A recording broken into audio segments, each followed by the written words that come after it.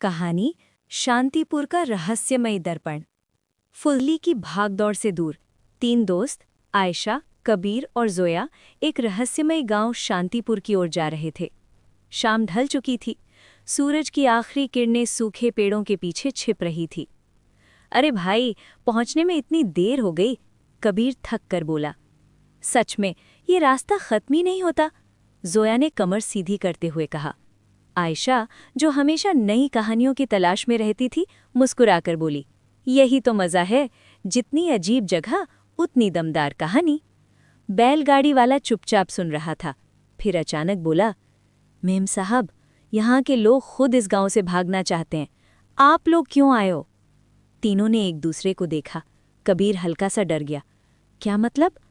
बैलगाड़ी वाला बोला, रात होने से पहले यहाँ से निकल जाना, बस इतना ही कहूँगा, और बिना पीछे देखे चला गया। गांव का अजीब सन्नाटा। गांव में कदम रखते ही हवा जैसे भारी हो गई। लोग दूर खड़े होकर उन्हें घूर रहे थे। कोई मुस्कुरा नहीं रहा था। आयशा धीरे से बोली, ये जगह जैसे किसी पुरानी किताब से निकली हो। कबीर फुसफुसाया, या फिर किसी डरावनी कहानी से? जोया ने गंभीर आवाज में कहा, मैंने इस गांव के बारे में पढ़ा है। यहाँ एक मंदिर है और उसमें एक दर्पण। दर्पण? कबीर चौंका। हाँ, कहते हैं वो सिर्फ चेहरा नहीं दिखाता, सच दिखाता है। चौपाल की चेतावनी। चौपाल पर बैठे बूढ़े ने उनकी बात सुनी। ताऊजी, मंदिर का रास्ता बताएंगे? आयशा ने पूछा। ताऊजी की आंखें गहरी हो गई। तुम शहर वालों को क्या पता, वो दर्पण इंसान को बदल देता है। जो उसमें देखता है वो कुछ छोड़ जाता है और कुछ अपने साथ ले जाता है। कबीर तुरंत बोला, बस हम वापस चलते हैं। लेकिन आयशा की जिज्ञासा बढ़ चुकी थी। हम सिर्फ देखेंगे, कुछ नहीं करेंगे। ताऊजी ने कांपते हुए हाथ से जंगल की ओर इशारा किया। जाओ, पर ज्यादा देर मत देखना। जंगल का रास्ता। रात गहराने लगी थी।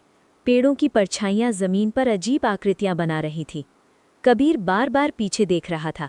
मुझे लग रहा है कोई हमें देख रहा है। जोया धीरे से बोली, ये जगह सामान्य नहीं है।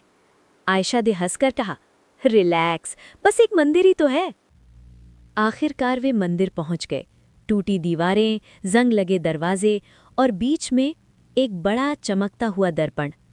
धूल भरी जगह में भी वो दर्पण बिल्कुल साफ था। ये कैसे हो सकता है? जोया हैरान थी। आयशा धीरे धीरे आगे बढ़ी। मुझे इसे देखना है। नहीं, कबीर चिल्लाया, लेकिन देर हो चुकी थी। दर्पण का सच। आयशा ने दर्पण में देखा। पहले सब सामान्य था, फिर अचानक उसका चेहरा बदलने लगा। वही चेहरा, लेकिन लाल आंखें, एक डरावनी मुस्कान। ये मैं नहीं हूं। आयशा पीछे गिर गई। तीनों भागते हुए मंदिर से बाहर निकले। रात का आतंक। मेहमान घर में तीनों कांप रहे थे। हम सुबह होते ही यहां से निकलेंगे, कबीर बोला। अचानक आयशा की नज़र खिड़की पर गई। बाहर एक काली परछाई खड़ी थी, बिल्कुल स्थिर, बस उन्हें घूर रही थी। वो हमें देख रही है। भयानक बदलाव। डरकर वे बाहर भागे, और जैसे ही बाहर आए, पूरा गांव बदल चुका था। घर टूट चुके थे, दीवारें खंडहर बन चुकी थी। ये कैसे हो गया? कबीर हक्का बक्का था। जोया बोली, हम फंस चुके हैं, ये एक माया जाल है। वापसी उसी जगह। वे जितना भागते उतना ही उसी जगह लौट आते। आखिर जोया बोली, हमें उसी जगह जाना होगा जहां से सब शुरू हुआ, मंदिर। कैद आत्माएं। मंदिर के बाहर गांव वाले पत्थर की मूर्तियों में बदल चुके थे। उनकी आंखों में डर जम चुका था। ये सब कैद हैं, आयशा बोली। अंतिम सामना।